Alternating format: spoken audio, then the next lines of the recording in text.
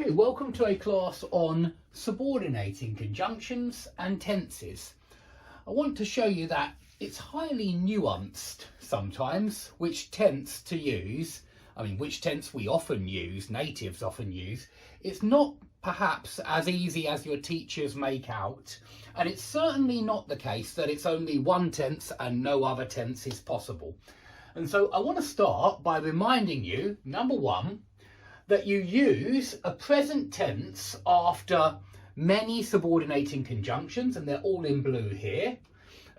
Most of them are temporal. They deal with time and sequence. Yeah, what happened first, what happened second. But there are some conditional ones as well. And so first conditional does this as well. But we use present tense after temporal conjunctions, even though we're referring to the future.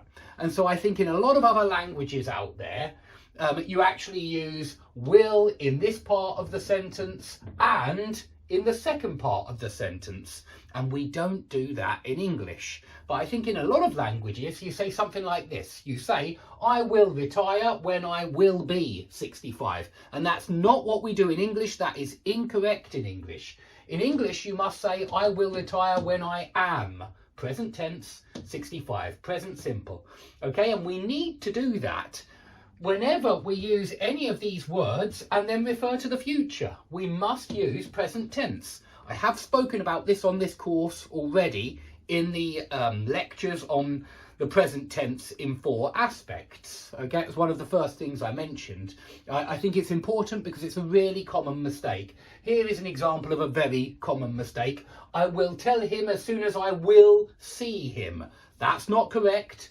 I will tell him as soon as I see him. Correct? Even though this is in the future, I agree it's in the future, we don't say will. We just say as soon as I see him when I am 65. So when and as soon as are subordinating conjunctions that always take a present tense, even though they're referring to the future. Okay, now it's often present simple, but I want you to remember, and I think I have mentioned this already on this course as well, that we do use these conjunctions with present perfect for completed future actions. And you will see that this becomes important in a moment as well when we're talking about past completed actions. But let's just talk about future completed actions. And we use present perfect for future completed actions. So for example, you can go out when, or once, or as soon as, because once, okay, it means one time sometimes, but it also means as soon as. Another way of saying once is when or as soon as. So they're all synonyms, really. You can go out as soon as you have done your homework. Maybe your mum is talking to you and you are a school child and she says you can go out and play with your friends once you have done your homework. As soon as you have done your homework, when you have done your homework. But I want to make it clear here that have done is possible, although do is still possible. I think we usually use have done. I think that's more common than do, but do is certainly correct as well. You can go out when you do your homework. You can go out as soon as you do your homework. And so be aware of this, that very often there are 2 or 3 possible tenses that you can choose from. It's certainly not the case that there's only ever one correct tense. And if you are working on that basis, then you're working incorrectly and you're going to get confused very often.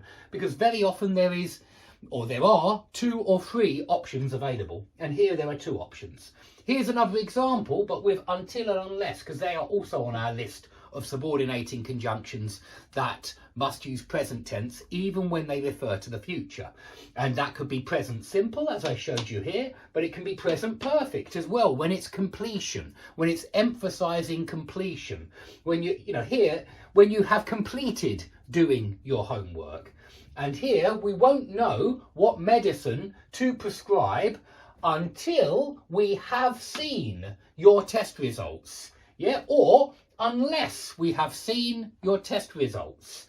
Yeah, we won't know if we haven't seen your test results. And we could change unless always to negative if, and it's the same. Yeah, if we haven't seen, unless we have seen, your test results, okay? But again, I want to say that C, present simple, is also possible. We won't know what medicine to prescribe until we see your test results, unless we see your test results. If we don't see your test results, we won't know what medicine to prescribe if we don't see your test results.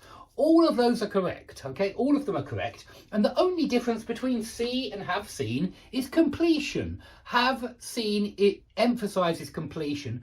And this is something that's always true about the perfect aspect. The perfect aspect emphasizes completion, okay? But both possible there, both possible there, okay? And I'll quickly show you one with by the time that, because we're going to come back to by the time that at the end, and we'll look at the bottom sentence. But they will have gone, notice we use future perfect here, future perfect, and with by the time you often see perfect tenses. But they will have gone by the time we get there, or they will have gone by the time we have got there. Both correct, get and have got, and the only difference is have got emphasizes completion.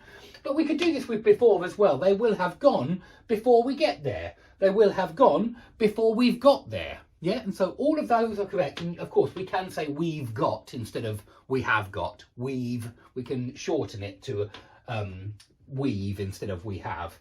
Okay, and so the main point I'm driving at here is that perfect emphasizes completion, but perfect and simple are both possible with these future time clauses, and we have actually seen that already in the class on the past tenses and the present tenses in 4 aspects.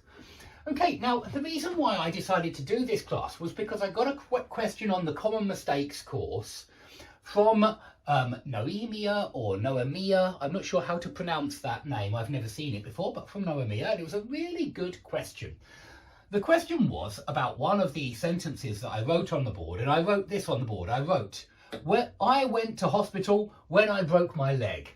And Noemia asked, shouldn't it be I went to hospital when I had broken my leg?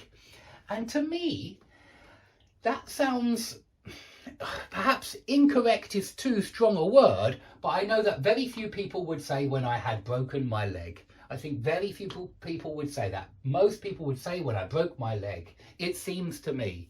And I think that this is the case in a lot of sentences with this particular subordinating conjunction, okay? And the funny thing is, if I swap when for a different subordinating conjunction,